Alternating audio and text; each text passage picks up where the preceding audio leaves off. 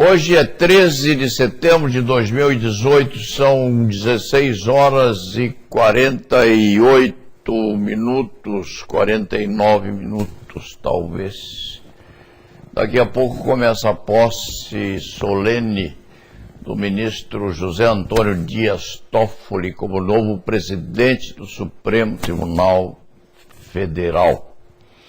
Despedindo-se a ministra Carmen Lúcia, que teve um mandato complicado, mas se desenvolveu com muita eficácia e com muita estabilidade, inclusive emocional, enfrentando com bastante proficiência variadíssimas discussões e disputas dos demais ministros ocupantes dos assentos da Suprema Corte deste país. Tocante a este velho advogado criminal, a carreira começou em 1960. Em 1967, realizou a primeira visita oficial becado na Suprema Corte, já em Brasília. Mas conhecer o Supremo antes, no Rio de Janeiro também, então tem uma visão privilegiada dos tempos ultrapassados pela Suprema Corte, a partir do último instante em que o Supremo Tribunal Federal esteve no Rio de Janeiro, passando depois a Brasília. Este advogado tem lembranças portentosas da Suprema Corte, depois de instalada no território brasiliense. Lembra-se, recorda-se muito bem do primeiro momento em que precisou sustentar oralmente na Suprema Corte. Havia ao lado, tomando assento, de beca já bem gasta, um outro advogado, já muito antigo, quiçá com a idade aproximada daquela dos 83 anos que este antigo criminalista tem hoje. Como se chamava aquele criminalista? Armandinho, qualquer apelido semelhante, mas era muito competente, muito experiente, muito preparado para aquela função que seria a primeira do noviço. Isso em 1967, talvez 1968. O velho causídico sentava-se ao lado deste escrevinhador. Este com uma beca novinha em folha, aquele com uma veste talar quase ferrugenta e tão antiga. Estavam os dois ombro a ombro quando o velho advogado olhou para o novato. Ele disse: menino, você está com febre. E este advogado olhou o colega vetusto e disse: como o senhor sabe? Respondeu ele: eu sei porque sei. E sei porque, quando fiz a minha primeira sustentação oral nesta Suprema Corte, eu me senti febril, tão emocionado, que comecei a ficar com a temperatura mais elevada. Passou depois, passou sim. Passou após a sustentação oral, trêmula, claudicante, como primeira experiência na Suprema Corte brasileira, que era realmente uma expectativa muito emocionante.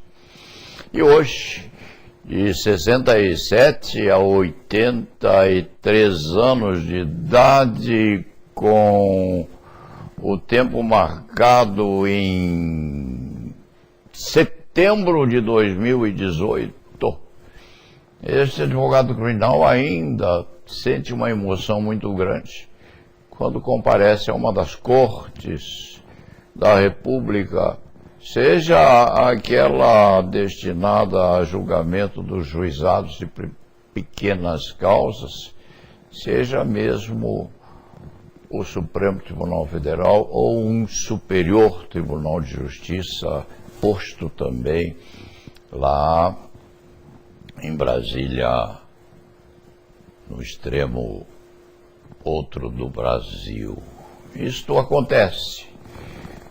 O advogado nunca se acostuma com a solenidade e com as redonduras dos julgamentos criminais em qualquer tribunal, mas no Supremo Tribunal Federal, com muito maior razão, se fica com a plenitude dos batimentos cardíacos evoando por dentro do corpo do causídico a se aprestar para a sustentação oral. Isso tem sim importância muito grande hoje, como tinha relevância também lá nos idos de 59, quando este advogado começou a advocacia criminal.